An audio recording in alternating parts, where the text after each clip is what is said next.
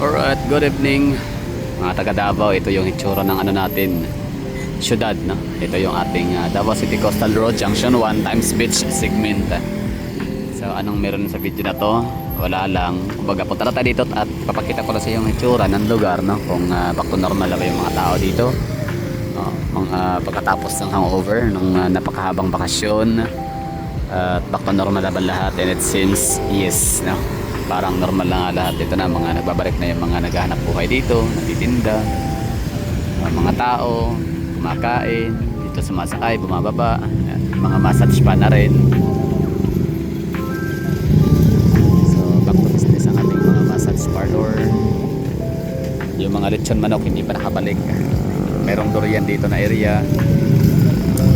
So bali ang sa video na to, anong meron sa Davao City Coastal Road times beach segment. So as usual, no, yung ano yung mga nakikita natin last year, ganun din ngayon dito. Although may mga kulang, no? May mga ibang stalls na hindi pa nagbabalik, hindi pa siya ganun ka makulay. Time check tayo, alas 9, 9:30 na ng gabi, pero may mga iwan ko kung sila ba ay maagang nagsasarado, maagang uuwi, or kakarating lang. Kasi kung kakarating lang para sa oras na alas 9, late na masyado, no? Anyway, so yan lang naman, kasi ano lang natin yan, speculation lang, assumption.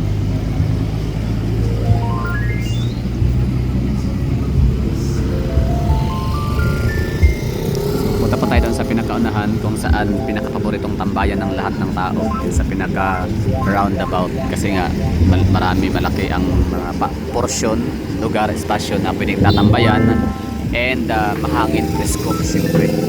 Hindi na pala siya ganun ka-presko kasi presko yung hangin galing sa dagat, pero hindi na ganun kalinis yung hangin kasi may mga tambutso, marami bumubuga. Talagang presko na yung hangin dito sa area na to dito kapag car free Sunday, alas 4 hanggang alas 8 ng umaga.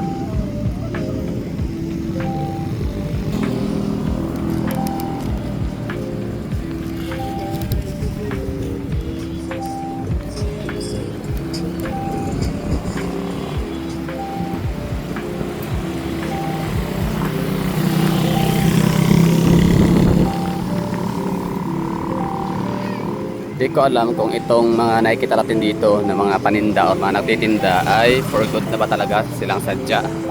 Ito na ba talaga yung magiging hitsura ng ating coastal road times beach segment? Ito na ba talaga yung magiging ganap dito lagi, no?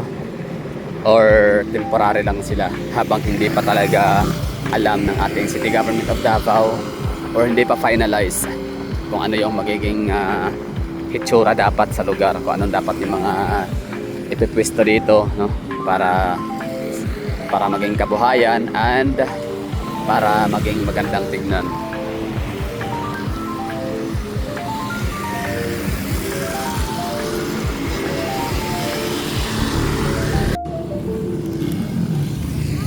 Ikot-ikot lang dito. Hindi tayo siguro tatambay ng matagal gawa nung may ulan. So dated today is January 6. Happy trekkings sa lahat. Tama ba, trekkings diba tawag sa January 6? Kasi pagkakalam ko dati, or yun, pagkakalam ko lang ay ang trekkings is the first Saturday. First Saturday ba yun or first Sunday? Pero I think Saturday, no? Tama ba? Anyway, so kung trekkings mga di happy trekking sa lahat. Explore na tayo dito ng kaunti. Time check, mag-alas 10 na.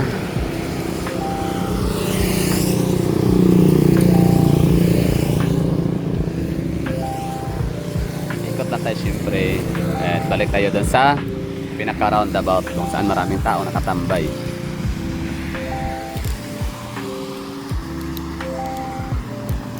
Kasi maliban sa magandang lugar, isa rin sa pinupuntahan natin, di ba, mga tao, dahil sa lugar na marami din tao. Hindi tayo nakaramdam ng lungkot, hindi tayo naboboard.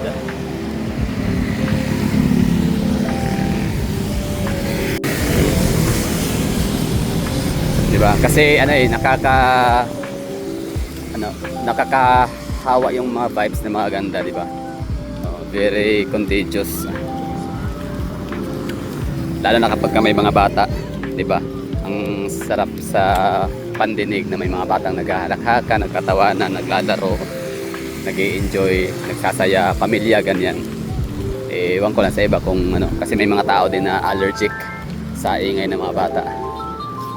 So sa akin naman na portion, sa akin naman na parte ay okay lang, no? Talagang natutuwa ko pag may mga bata naglalaro, nagsasaya. Maulan na.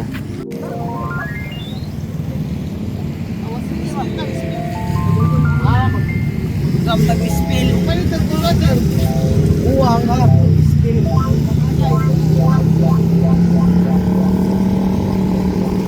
Yun na, itsura. Ulan na sa mga tao. Alisa na. Okay, bye bye. No more tambay kasi ulan na, mababasa lahat. Kailangan natin na update lang sa Davao City. Sa mga curious lang dyan, ano itsura ng mga taga Davao ngayon, anong galaw, no? Anong gawa. So ito, tambay-tambay lang sa, or tamang tambay lang sa Coastal Road. Kung di pa lang ang mga tao tumatambay dito, ibig sabihin ano pa, marami pang hangover, panigurado ang mga tao. So ulan na rin, tsaka late na rin, no? Alas 9 pero hindi, kahit madaling araw to dito, may mga tao pa din, dami tumatambay. Kaya tignan, no? Diretso na to ng Coastal Road. So yun lang siguro, thank you for watching.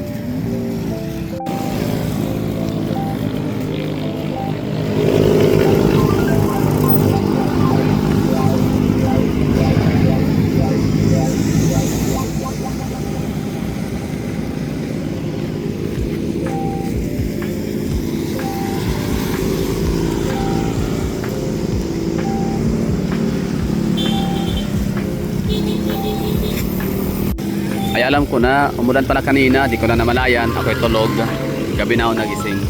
Kaya pala, paglabas ko pala ay mabasa yung basa yung kalsada. So kaya pala may mga tindahan doon na nagsasarado na, hindi pala dahil sa latecomer sila, or may mga tindahan doon na wala ng ilaw, hindi dahil sa kakasimula lang mag set up na kailangan tolda ng tindahan, kundi ano pala, maaga sila kaso nga lang umuwi na gawa ng napakalakas ng ulan.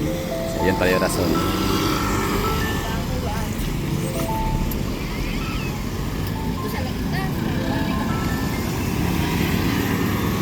Pala yung rason.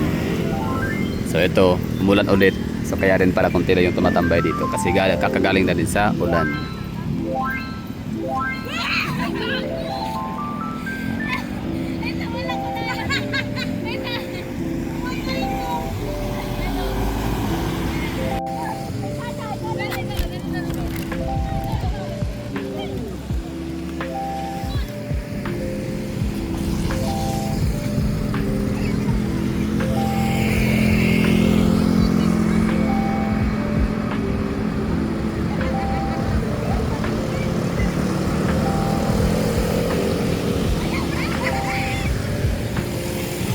So dati kapag andito tayo tumatawid, napaka-relax natin kasi nga sarado pa tong portion na to dito. Pero ngayon, medyo cautious na tayo, no, na magtawid kasi yung masasakyan pa diretso na. So parang baka nakakalimutan natin na kasi sanay tayo, no, we used to cross the road na napaka-relax, kampante, komportable. Pero this time, ingat tayo kasi marami na sasakyang pa dire-diretso na lang.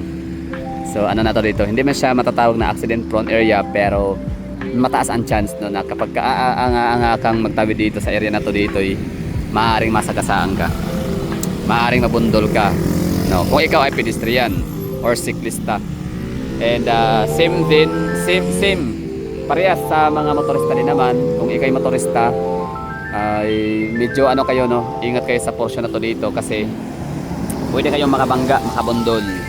So mabundol, mabangga ka man or makabangga ka, parehas lang yan na abala, no? So time waste of time. Makapag-ariglo, ganyan, hanap ng pera, pambayad, kahit pa sabihin natin meron yung emergency fund para sa mga ganyang bagay, mga unprecedented happenings. Hassle pa rin yun. And yan, very time consuming. Gaya niyan, di ba? Bankings Angkol.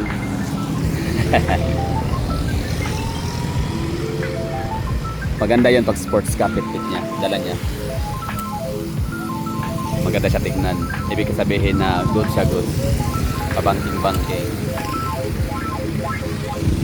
Ano. So tawid sila ng ano lang, simple.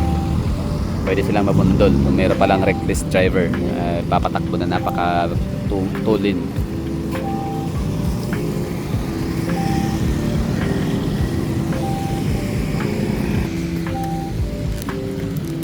So, uwi na tayo.